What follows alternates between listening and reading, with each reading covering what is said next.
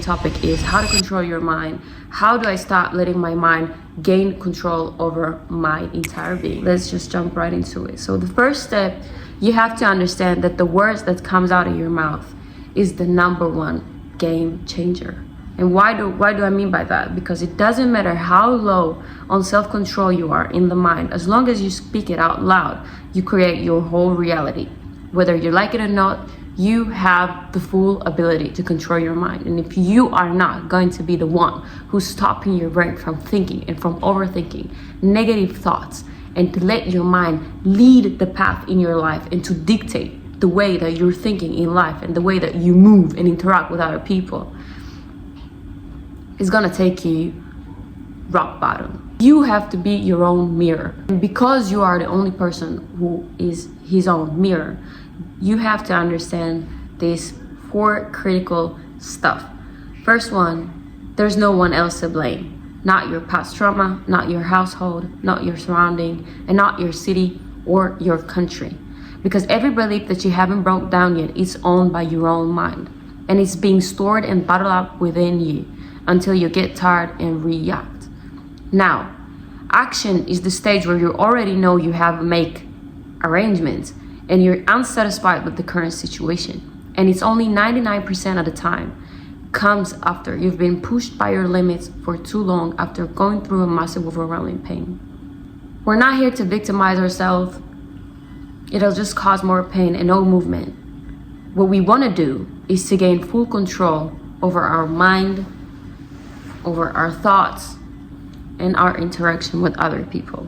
Our mind is super flexible and it's able to believe anything you'll fit it.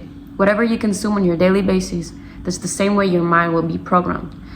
Whatever you put your mind into, that's the person you're gonna become. So if you listen to depressing music, the result of it is that you will be depressed. If you watch downgraded content, the result of it, you will be unsatisfied. If you surround yourself with bad energy people, your environment is causing you to talk bad about yourself, your surroundings is causing you to do stuff that you're not usually doing, and it just takes you downhill, as a result, you will appear to become much and more likely like them. Whatever it is that you nourish yourself with, you will be the result of the consequences. And if once you decided to change that, know that you will have to sacrifice. But as I already said in the previous videos, learn to choose your hard. Everything is hard in life, and so is the progress. Programming your whole being is not gonna magically make a difference overnight, but so everything you put your mind to, you gain the results eventually. Depends how deep the work you're willing to put and how dedicated are you. And urgency is key.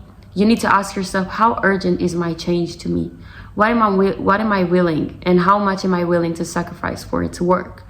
If you find yourself going back to excuses, know that it doesn't mean you don't want to good for yourself or that you're lazy. It's simply that your mind is taking control over you. 99% of the thought that we're thinking is our brain leading us to the previous situations that we used to cope in such ways in our life, but most of the time it's not how we would have wanted the situation to be like, because our mind is programmed to survival. It's simply because the mind is taking control over you. By going back to its old habits, our mind is programmed in a way of survival and is trying to protect you and your heart. And its fear or doubt or bad feelings rush inside. It's completely natural. Again, it's not magic. Your mind is not gonna gain its full control by the end of the video, but you need to be patient and look forward to it. If you're willing to go all in 100% and you put it all on the line, there's no doubt it eventually is going to work out. Now, how do I really do that? Let's get practical. Every thought that may come in a negative form, we want to break down. Even if we get so far to believe it, again, the food you eat is what you become. If we were used to consume 20 years bad patterns, bad habits, bad negative mind ways, now it's time to consume the good ones. How do we do that? For example, let's say your mind telling you, I'm not good enough. You have this thought in your brain, you're thinking, I'm not good enough in a situation where you compare yourself with someone else, or you think you're not likely to be able to do something that is, you feel like is a project and it's too big for you to do. Your mind lying to you, or your mind is saying to you basically, I'm not good enough. How do I beat that? I beat that with the same mindset of, I'm the best, no doubt. Your mind telling you, other people are better than me. That's right, I have to earn it. How do I do that?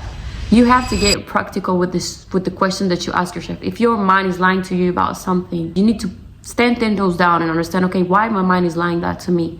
Why my mind is calling me that I'm not good enough? First of all, I shouldn't believe it. Second of all, why do I feel that way? Why do my mind telling me I'm not good enough? What is the reason behind it? And how do I change that? Comparison is always going to crawl into us. You have to give it a place. You're also able to use the if method.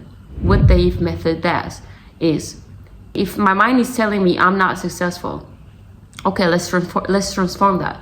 I will be if I'll figure out my first step. See, we're causing hope. We put in future into the question. If my mind is telling me I'm not healthy, the if method, I will be if I'll figure out how to eat well. Your mind is telling you, I'm broke, I can't do anything. How do I figure that out? By using the if method. The if method say, I'll stop being broke if I'll figure out what's keeping me broke. We want to create hope, not killing it. We want to put hope into the question, hope into the affirmation that we're calling it. And by using the if method, it creates a place for your mind to wonder, what will happen if XYZ happen? What will happen if XYZ will be replaced with ADH, and so on. I hope that helped. And if you don't know me still, my name is Noah. I've been dealing with depression, anxiety, and fears, and the list goes on. Dealt with isolation for a long period of time of my life. I'm familiar with everything that has to do with self-abuse, physically and mentally. I've achieved full control over my mind in the period of 2 years, and now I teach others how to do the same thing with the exact same tools I used on myself. If you are new here and you like my video, my name is Noah Sharavi, and it's really nice to meet you. I'm a mental coach and a motivational speaker.